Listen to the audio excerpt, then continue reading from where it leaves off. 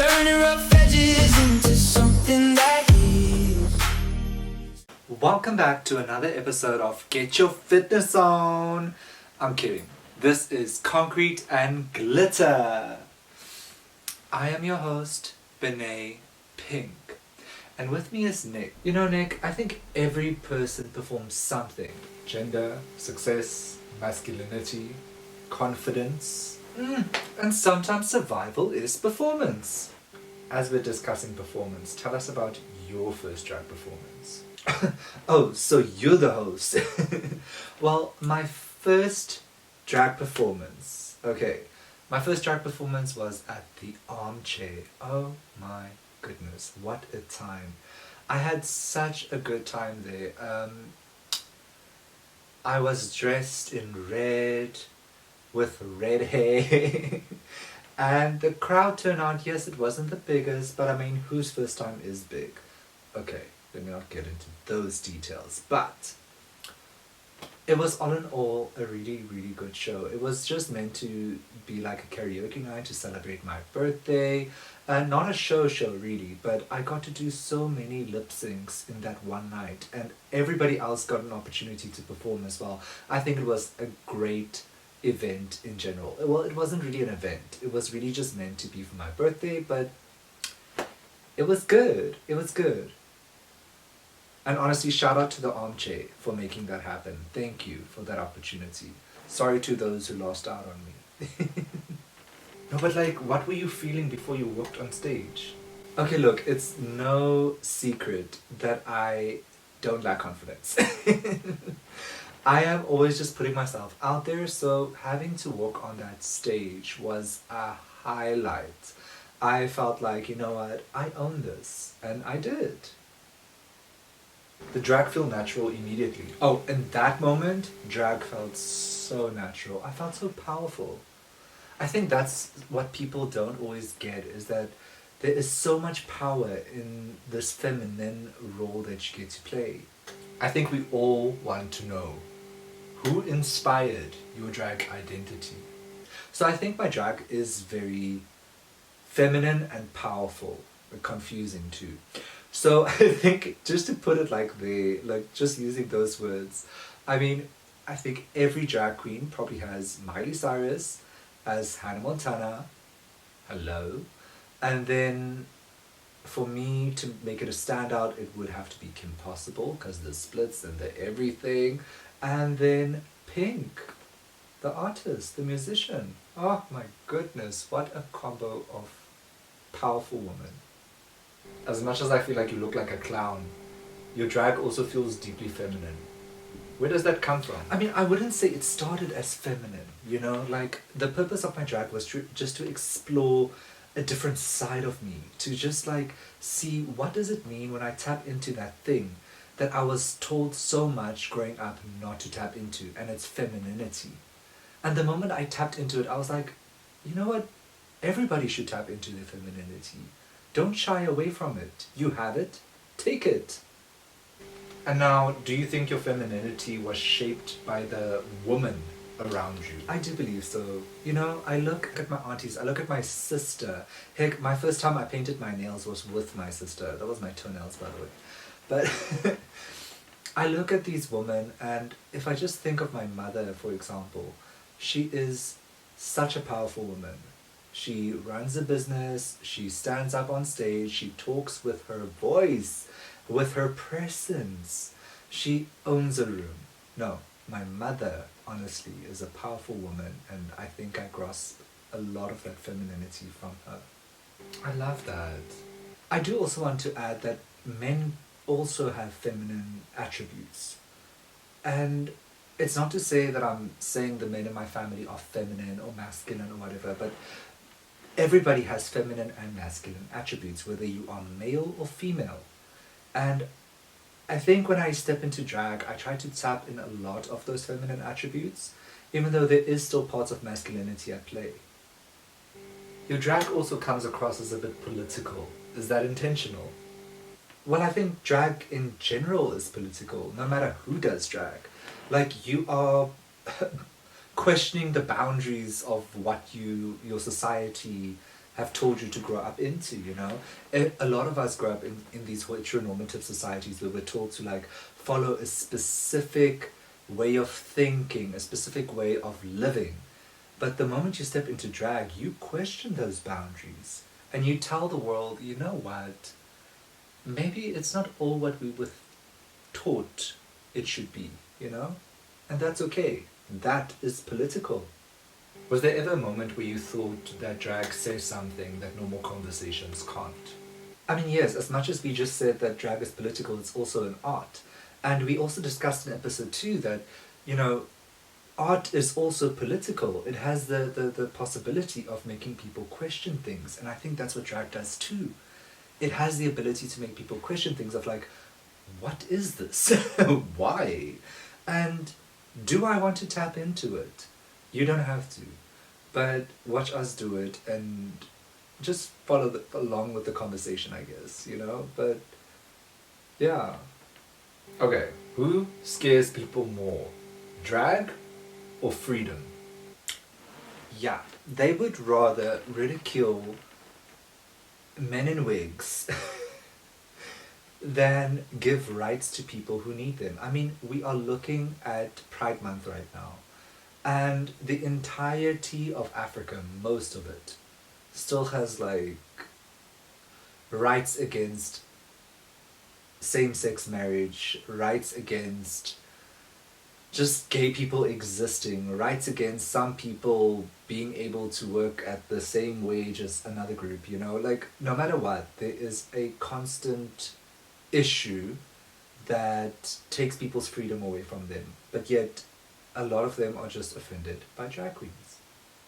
And I don't get it. I don't.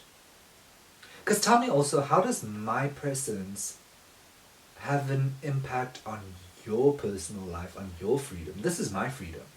I'm living my privilege. That's what I'm doing. I get to sit here on my screen and I get to just be. And I want that for everyone else. I'm not saying everyone should do drag, but I'm saying everyone should tap into their freedom, tap into their identities, and not be bothered with what the other person is doing. You know? Do you think drag exposes how performative gender already is? Oh, definitely. I mean, drag questions those boundaries, like I just said. We are tapping into the whole thing of like, because now remember, drag is not just drag queens, you get drag kings. So it's all just performative of, like, performance of identity. That's what it is.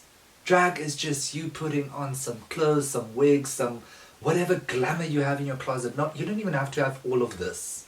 Heck, this isn't even a lot. But you don't even have to have a lot to perform in an alternative you. Sometimes you're just putting on your grandfather's war jacket for anything, or your mother's, I don't know, bathing suit, goodness me, your mother's shoes. Even just those small things can have you feel a sense of something else. And the moment you feel that something else, tap into it. Allow yourself to perform in a space that you are not normally comfortable in. You will find so much comfort in discomfort, and actually that discomfort is not even uncomfortable. Like, there's no discomfort. It is liberating. Would you say that drag made you stronger or softer? I do think drag made me stronger. You know, like, I don't think I've always been soft, but drag definitely made me stronger in the way that I feel like I'm better articulated. Goodness, listen to me. But I feel like I tap into an energy that I don't normally have. And it's because I am wearing this persona. And it's like, oh, people don't know who I am. But at the end of the day, some people do. A lot of people do. But you just have this freedom. And I think freedom is power. Okay, enough about you, please. Back to me. I love this interview process, but I think it can be exhausting, you know? But I love that I'm getting to know more about you. But yeah, let's bring it back over here. Finally, give me my stage back. You're doing good, you can do it again. But for now, it's my time. But also, like, this is the turning point where the conversation becomes a bit bigger than just drag performance. So we said earlier that this episode comes out during Pride Month, International Pride Month, which actually starts in America. And I mean, from America to the world, it's International Pride Month. You know, South Africa was the 5th country in the world to legalize same-sex marriage. That was before America did. So this conversation is about the battles we still fight. And Pride Month is about recognizing that people have always had to fight to exist fully and freely. And on that, what does Pride Month mean to you? Pride is me showing that I'm existing, that I'm here, that I'm queer, that I'm ready to just give the world some cheer. Like, it's just to show that I am present and that we still have a long journey to go before the fight is over. So the only reason we still have Pride is because there's so many countries where Pride is still, being gay, being queer, whatever, is still illegal. People are still being killed, people are being jailed. Do you think Pride Month has changed over time? I mean, I'm very new to like going to Pride festivals and things, but yeah, I think Pride itself has changed. I mean, we went from, I think, a 7-color flag to a 6-color flag. We went from that 6-color flag and we added the intersex, and then Black Lives Matter happened, and so like the flag changed. The way we celebrate Pride changed. A lot of countries have legalized same-sex marriage and so on. So no, Pride has definitely changed, and I'm happy to know that it has had a positive impact over the world. Yes, there are still negatives out there, but I'm happy to see that Pride is like this love that we're just like transferring, from one country to the other. And it's important. It's important that people see that we are here and that we exist because we are important. And is queer visibility still radical in certain spaces? Definitely. I mean, when I go out with my friends, sometimes we go to straight bars, but the thing is, even though it's called a straight bar, I don't think we should have straight bars and gay bars and etc. Like have the theme, sure, whatever. But you as a person should be allowed to walk into a space without fearing for your life, without you fearing that someone is about to attack you just because of the way you're dressed, just because of your mannerisms, whether you're masculine, feminine, whatever. We should not be living in fear when we're going out having fun with our friends. I mean, there is a lot to fear in this country, but why can't we just all get along?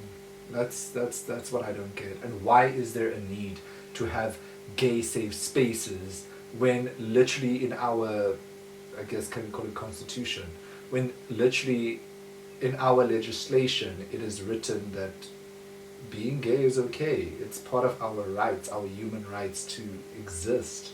But yet when I go to a bar, I fear walking into the men's bathroom, no matter. So, and that shouldn't be right. What do you think Pride Month looks like in small towns versus cities? Well, in a small town, it's very difficult to find your pride in the sense that there's a small amount of people who are like you, So it is more difficult that you'll find the people that match your energy. It's usually within the drunk girls that's sitting there celebrating, saying, "Yes, mama, go, yay!" But that's also just because they've been influenced by social media. But in small towns versus cities, in cities it's much easier for you to find your crowd, and also it's less likely that someone will judge you, because I think in cities, there's a more diversity of people. So the odds are that straight man has come across someone like you before, whereas in a small town, they look at you funny because they haven't seen this character before. So I think that's the main difference. Why do you think it's important for queer people to be seen publicly?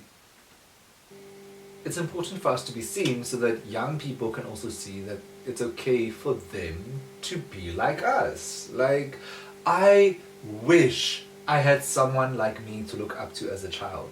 Like, the way I would just be like, oh wow, it's okay to paint my nails. It's okay to grow out my hair. It's okay to wear pink. Heck, my brother always said that, I don't know how to say this. He just said that net Morphe's dra pink.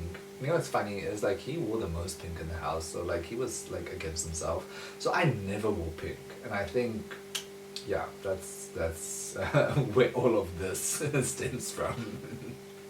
And also, now that I'm grown, I get to make the decisions. Heck, I don't even like the color pink, but it has become part of like, I mean, my bedroom is pink now. Like, it's become part of me. And I love it, you know. I love pink now, and I never did. I've always loved the artist, but yeah, that's another thing. And in South Africa, like, what responsibilities do you think young people carry today? I think we have the responsibility to still uphold our legislation, our rights to be, you know? There's in a lot of small communities where obviously it's shunned being in interracial relationships, it's frowned upon being gay, being queer, it's frowned upon just you being different from the norm, you know, that is happening in that particular area, and every area has a different story, you know. But I think people who stick to those areas and who don't grow outside and go explore other parts of the country and explore other people who exist in this country, we've got such a diverse like people here, you know. But I think people who stick close knit to the group that they're comfortable with, they're the problem. They're the big problem in this country. So we have a responsibility in this country to not just meet up at the rugby stadiums where we see each other and like cheer on what collectively. We have a responsibility as South Africans to actually not just befriend the friend that looks like you know? Or who believes in the same religion as you, or who like, you know? It is important that we as South Africans make sure that we get to know our neighbor. You know, I was brought up Christian, and I always was learned like you gotta love thy neighbor, and if you are not making an effort to love thy neighbor, Jehovah's Witnesses will find you. I think we're still avoiding conversations on queer topics. Like, what conversations around queer identity are we still avoiding? I think we're just avoiding queer people. That's it. We've been here for long, and we've been legalized for 30 years, and yet we are still being avoided. We are still being frowned upon. When we go to rugby stadiums looking all feminine, then you're looked funny at, you know? When you go to a bar and you just want to go to the bathroom, goodness, you get looked funny at, you know? Just us existing. So no, we're still avoiding a lot of conversations around queer things, queer topics. And I don't understand why, because we should just talk. So we are lacking the confidence, we're lacking that thing, man, to just say, you know what, mom, you know what, dad, this is who I am, and actually, you don't have to come out to your parents. You don't. We're done with those days. You don't have to do that. Just bring a boy home, bring a girl home, whatever you like. Just do that. You do not have to like fend for yourself in a space where you're supposed to be loved, in any case. I'm getting off topic here, but... And I want to also put on that I think a lot of us fear for our safety in South Africa, and Africa at large, and I wonder, like, why are queer people still unsafe in South Africa and parts of Africa? The why is, I don't know. I did not study sociology, politics, what. I did not study those things. So, the why, I don't know. The what, I don't know. My question is also actually like, why are we still unsafe in South Africa and Africa? Now, South Africa does have a lot of problems, and Africa has many too. But for the fact that South Africa has legalized same-sex marriage for the past 30 years and we're still battling things, it baffles me. It baffles me that I still get, you know, death threats and things like that just because of who I am, you know. And in Africa, I'm loving the fact that we are slowly progressing into getting people, to legalize same-sex relationships. Yes, sure, we're not there on the marriage board yet for the rest of Africa, but I mean, Botswana just introduced the same-sex thing that it's okay, And I love that. That's one step forward to where we should be, because you loving someone should not be a crime. You loving someone should not be a crime. That's all I've got to say on that. So I really, I don't know why. But I can say that people fear what they do not know and they attack that, They I think people feel threatened by what they're not knowledgeable about. And these are topics that are not being discussed enough in schools. That's my take on this. I think it's because we need allies. What do you think allyship looks like? Okay, let me just say this for the girls on the screen, watching this on the screen. An allyship is not you saying, yes, God, honey, yes, brr, oh, brr. No. And also, we are not here to entertain your nonsense on whatever, I don't know. Allyship is truly just you supporting someone in solidarity.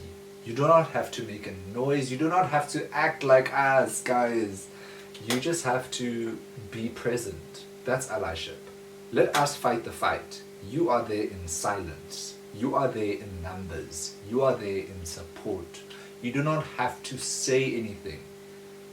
You don't. It's like, when Women for Change did the whole everybody turns their profile purple and we are fighting against GBV. The victims are the ones who spoke. The people who stood there in solidarity, those are the silent fighters. They were there in numbers. I want to say allies here, but it's a different case, obviously, for queer rights. But, you being an ally is you being there in solidarity, you showing your support for that cause. Not that I think, being queer is a cause, but we are still fighting a fight. And because we are fighting, we need you to show that support. In silence, please. Let us speak. So do you think you can stand for queer rights while acknowledging your own privilege? Yeah, I mean, that's why you're there in solidarity, Just because some things don't affect you, does that mean you cannot be present where you can bring change, As much as, even if the bill or whatever gets changed, or even if, something positive does come out of it, and it has no impact on you, just know that it has had an impact on someone. And that's important. And in the greater scheme of things, what do you think young queer South Africans need right now? Family. Support. Parents or loved ones who love you unconditionally. They don't just say I love you because you're gonna, benefit them in some way or whatever. Like, them saying I love you because they truly mean it, regardless of who you are. The day my mother told me that she loves me unconditionally, I broke down in tears. Not in front of her, but not because I was too proud or anything, but I was just shocked by the fact she said that. I remember she was standing on the stoep and she was ironing. And I can't remember what we talked about, but she just looked at me and she's like, "Ek het jou lief, ongeag," And I was just like, that means basically like, I love you no matter what, unconditionally, onvoorwaardelik, And I just gave my mother a hug and she got emotional, I got a bit emotional.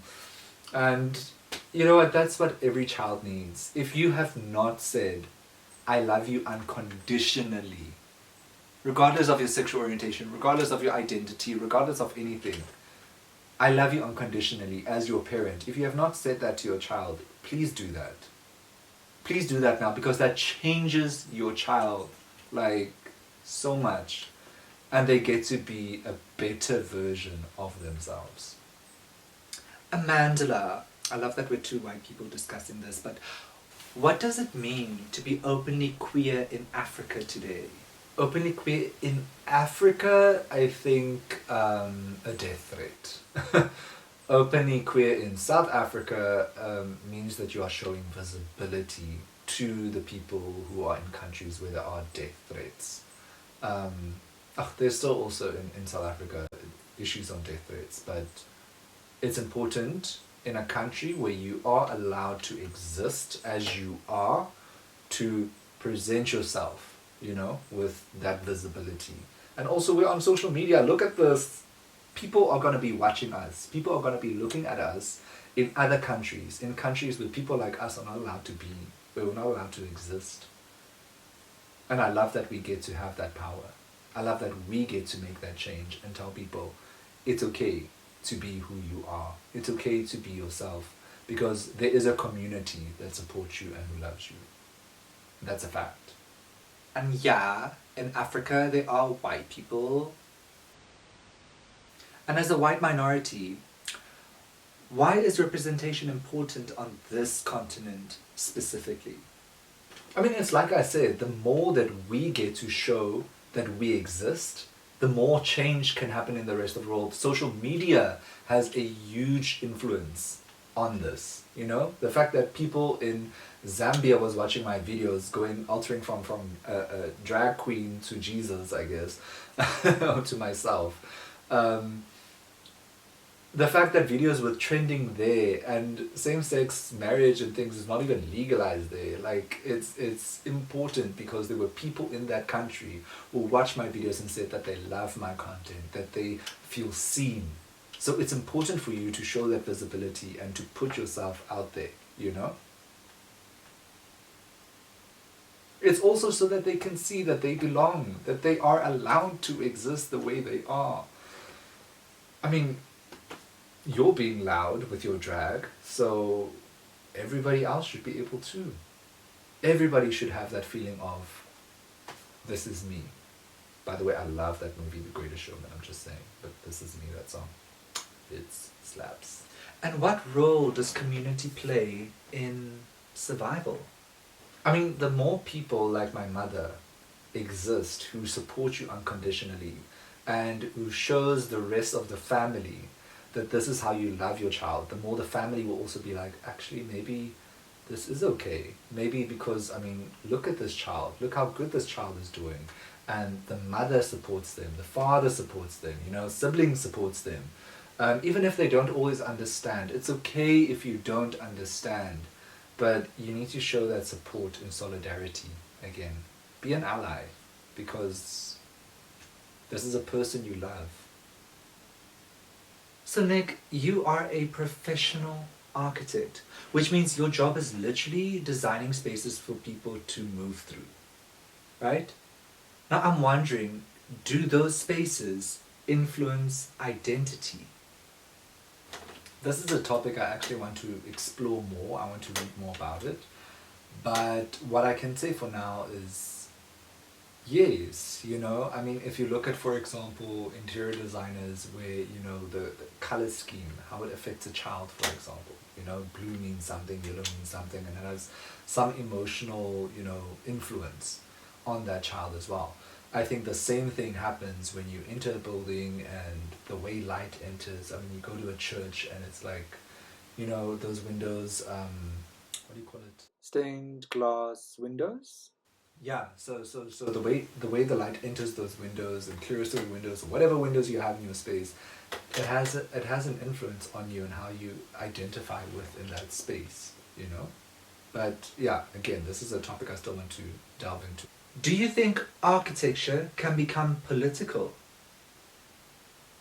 If you look at back in World War II, right, where all of the political leaders of the time were creating buildings with, large columns, large entryways and stuff. It was not just a cute design decision, it wasn't just a thing of oh, I want a big door, It was, I want a big door because I want people to know that I am the man or I am the woman, in that case it was mostly men, but that I am the one who's running the stuff, I'm the one running the world. And that's where that architecture also comes from. It's where political members wanted to showcase buildings who showed that they were in positions of power. Look at houses today. Even in small communities, you know, the moment you put tiles on your wall and you've got that the column situation happening outside, you know this family has money. So, and those are unnecessary features that really don't need in your house. Honestly, tiles on your walls outside, I wouldn't, but I'm just judging you for it. But yeah, it's political. It's definitely political. The fact that Cape Town, you know, Cape Dutch architecture with white, I think it was white buildings, right? White buildings were more expensive, which is why the Broekop is so colorful. I think that's the reasoning. Correct me if I'm wrong here. But white paint was more expensive, and that's why it's like, ooh. And then when your gables were not just normal gables, when they had like all of these swirls and curves, it means your family had money, more money, you know? So it's political. It's like a status thing, you know? So yeah, no, architecture is definitely political. Do you think queer people experience public spaces differently? Yes, no, I think queer people definitely experience space differently. The fact that we identify spaces where we do belong and don't belong already, like, you know, so no, we definitely do.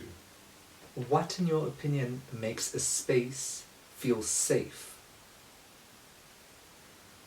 Woman. I think women makes a space feel safe. Because whenever there's a woman in the area, you know, it's like mother is here, you know, like safe haven. And also queer people. I think queer people make the space feel safe. But from an architectural perspective, the entry door and the exit door is like, that's all I want to see. I mean, when I go to a restaurant, I want to like sit down and I want to sit at the angle where I can watch the door so I can see who's coming in. So if somebody's coming in with a gun, for example, not that we live in America, but for example, if someone's coming in and it looks very dodgy, I know where to run to and I can see the danger before it comes. I'm sorry for my date who I'm sitting with. I'm running. With or without you. I'll let you know to hide under the table. I'm running. But no, actually, I think what makes a space feel most safe are probably high ceilings, because ventilation, you know, good lighting, beauty on the inside, you know, not dark walls, light walls. Depends on what type of space it is that makes you feel most safe, you know. But it differs from person to person. But honestly, I think just high ceilings is what does it most. And also so that people like you, drag queens, can walk in without needing to, you know, do that. So technically, back on the political part, you know, I think if drag queens ruled the world, we'd make the same architecture as people from World War II, because we would also want large entryways so that the wigs and the heels and everything, we can just walk in without needing to crouch every time, you know? Did growing up queer make you hyper aware of environments?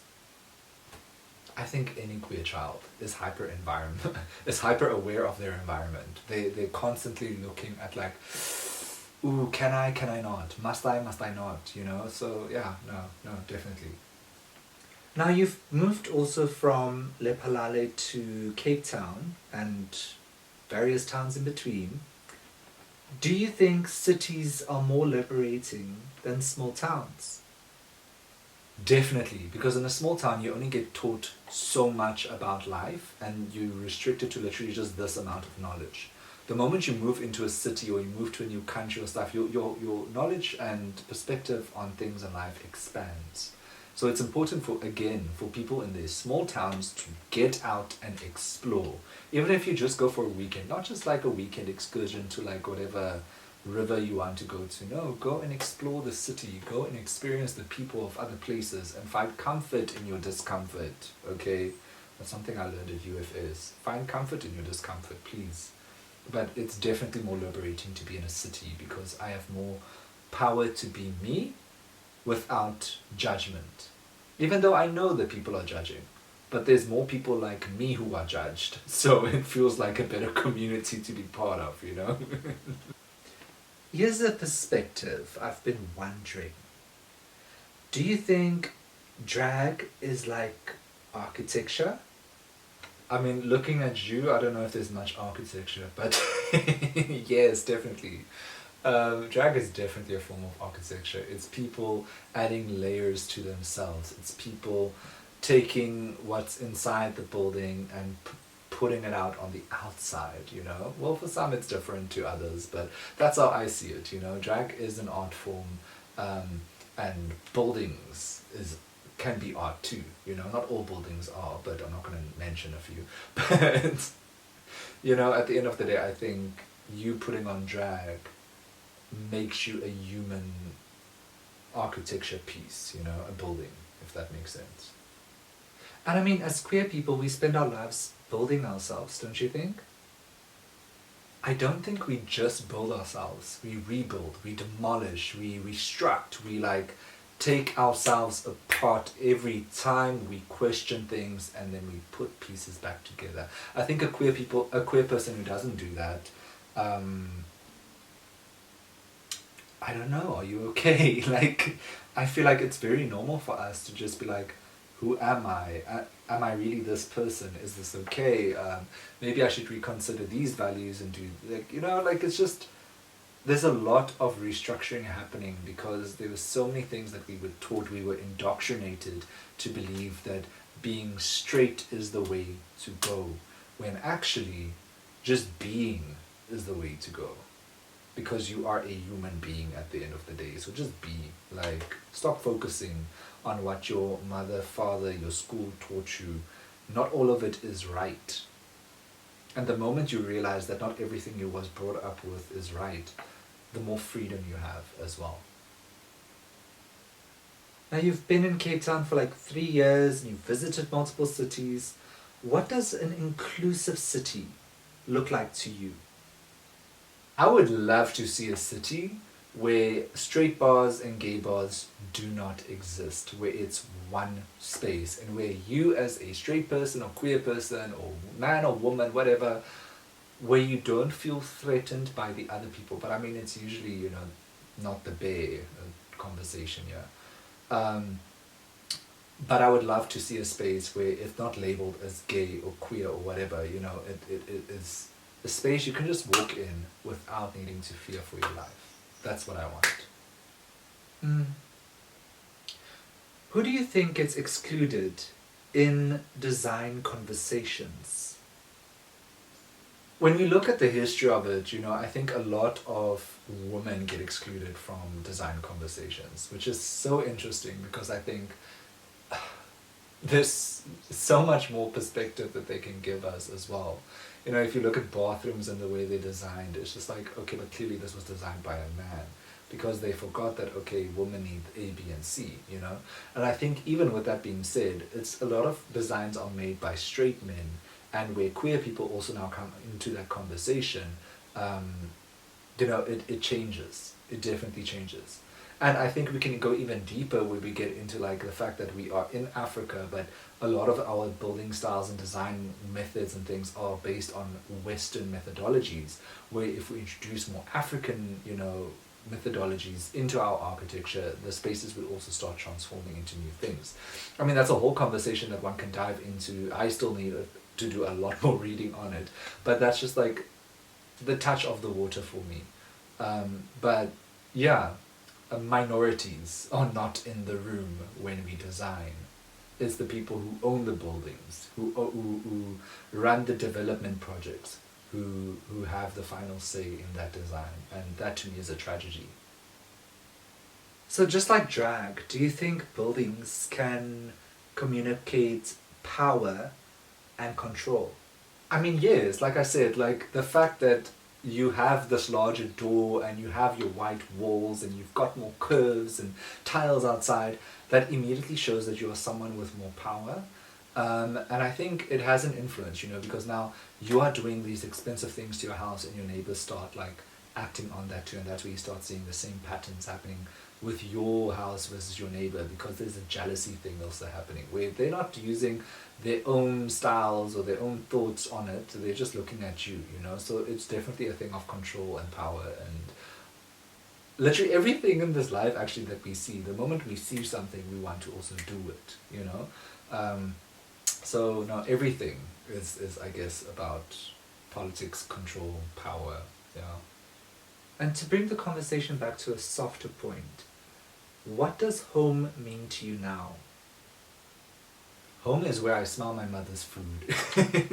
But I'm so far away from her, and I know that feeling is also limited. So for me right now, I think home is really just where I'm happy. Home is where my happiness exists, where I find comfort, where my people are, where, yeah, all those good things. Only good things, where the good things exist. Okay, we are nearing the end of this episode, and I'm going to give you some fire rapid questions. Name a performer who changed your life. Definitely Pink. Her music speaks to my soul. And if it wasn't for her Trustful album, yo guys, that was an album that really just, music can really change your life. It can really like give you perspective that your situation is not that bad and you can persevere, you can get through it. And I must say thank you to Pink for getting me through some tough times. But hey, tough times never last. Dimmy. Girl. Only tough people last. Same. What does courage look like? Well, if I remember correctly, courage is a cowardly dog. But no, courage is you standing there with confidence. It's you standing representing yourself, maybe other people too, but it's you just being. That is courage. The fact that you can own yourself, that is courage. Okay, what part of yourself are you still discovering? I am discovering new things every single day. Like, there's a lot that I don't know about myself, and I love that I get to explore that, even through this journey that we're going through right now. You know, having this series and, you know, we're gonna meet people, we're gonna get to know people, we're getting to know each other. Like, every single moment of my life is a learning curve. I never stay stagnant, I never stay set, so every day I'm still building me. And what does freedom feel like physically? I want to say physically, it feels like, if I can talk about lived experience here, it literally feels like that moment when you jump off the mountain with a paraglider and you're just going through the air.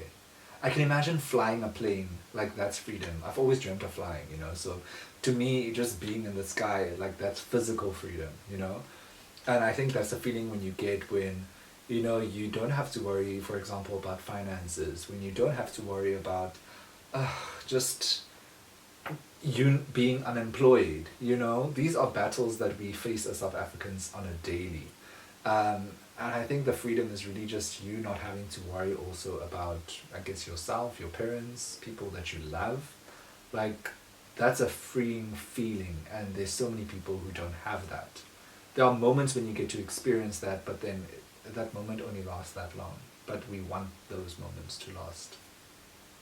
I love that. Free Willy. And my final question is, what do you hope queer people learn from this conversation? I hope they hear that they need to stop worrying about what people think of them, that they do belong, and that we are there to support them, that we are here to like tell them that we love them, that they have a community, and that there's more conversations to be had and for their story to be told. Even if they just post it themselves, honestly, but you can't just sit there in silence. Not anymore. So this episode was supposed to end with Benay and Nick chatting about how performance becomes more powerful when it stops being about hiding and actually starts becoming more about truth. But I had an oopsie. I made a mistake. And before I admit what the mistake is, I want to say I am sorry for losing the footage. I lost the footage. What do you mean? And I worked so hard on it. Oh my gosh. But I suppose that's all this episode was about. Because look at me performing for you. post episode. And it's also, oh, that's a mess. You see, we make mistakes. We reconstruct ourselves, and we become better versions of ourselves. So at the end of the day will end, and I said I'm sorry. So all you have to do now is like, share, and subscribe. And please be here for the next episode. Tell your friends, tell your granny, tell your auntie, whoever is watching and enjoying and loves my beauty. Tell them that we are here, we are queer, we're ready to bring them concrete and glitter cheer, darling. And I'll see you for the next episode, which is all about the people who raised us. So get ready to talk about that. Okay. Bye!